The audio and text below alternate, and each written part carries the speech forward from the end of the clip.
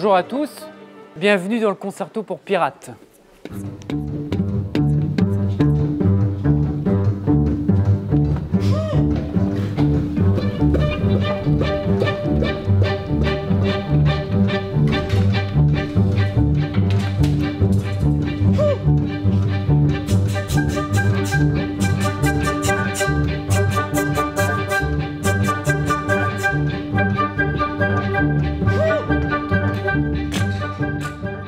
La chose importante qu'il faut savoir, c'est que dans ce concerto pour Pirate, il n'y a pas de chef d'orchestre. Vous êtes dans l'histoire de ce spectacle des habitants d'une île. Et un pirate qui s'appelle Mordicus va débarquer sur cette île et ça va être une rencontre.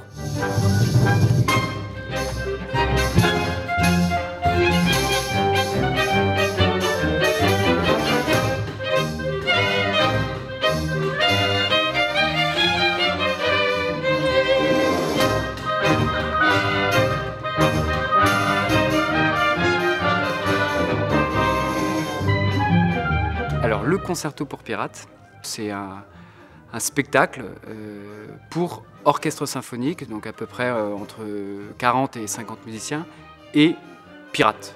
C'est un spectacle qui a la particularité de ne pas avoir de texte.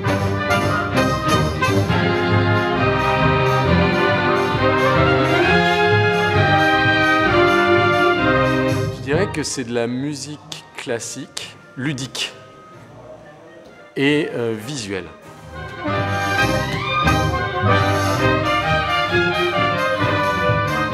C'est une histoire de pirate. On se retrouve avec un pirate qui vient rencontrer un orchestre. Cet orchestre va devenir de plus en plus déjanté, en tout cas on le souhaite à chaque fois.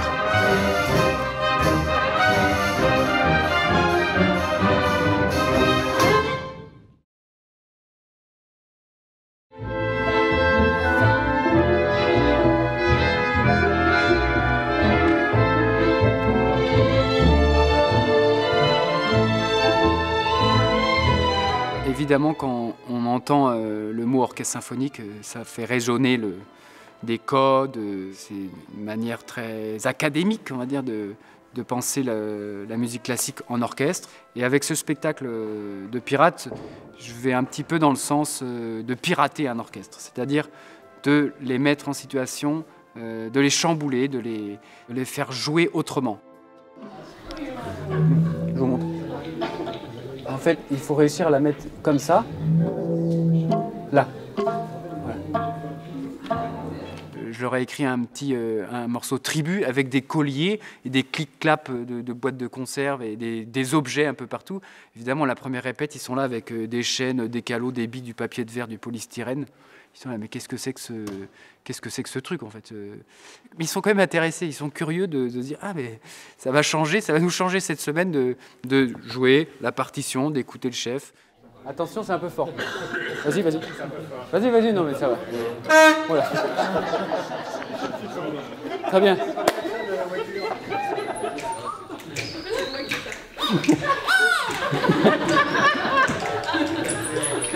Oui, c'est ça.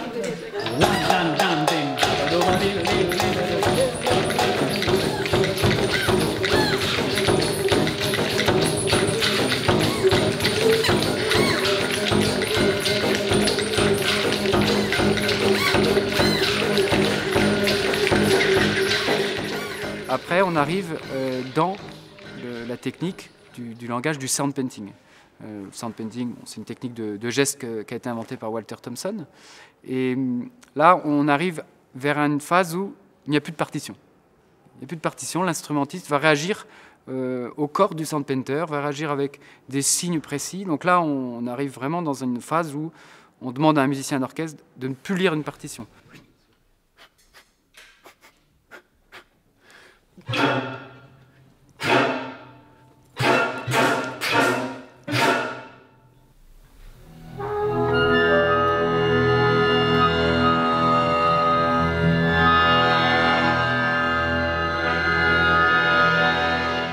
Pour un musicien d'orchestre, autant dire que c'est pas du tout son métier, parce que lui, son métier, c'est de lire la partition, de jouer exactement ce qu'il y a de marqué au mieux, et de faire ce que souhaite le chef.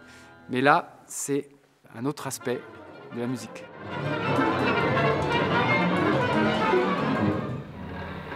évidemment, le premier jour, tout le monde est un peu surpris. Pour l'instant, pour une première journée, on est peut-être un peu inquiet parce que nous sommes lundi, première représentation jeudi. Est-ce que ça va pas arriver trop vite? Est-ce qu'on sera vraiment prêt? On a un peu de répète pour monter quelque chose de vraiment à l'opposé qu'on peut de ce qu'on a l'habitude de faire. C'est une belle découverte, assez difficile du coup parce que ça change beaucoup de toutes nos habitudes qu'on a pour jouer à l'orchestre habituellement. Mais c'est rigolo, on a bien rigolé surtout aussi. Il faut une certaine ouverture d'esprit quand même. La part de l'orchestre, c'est complètement différent et on est très curieux de voir le résultat final.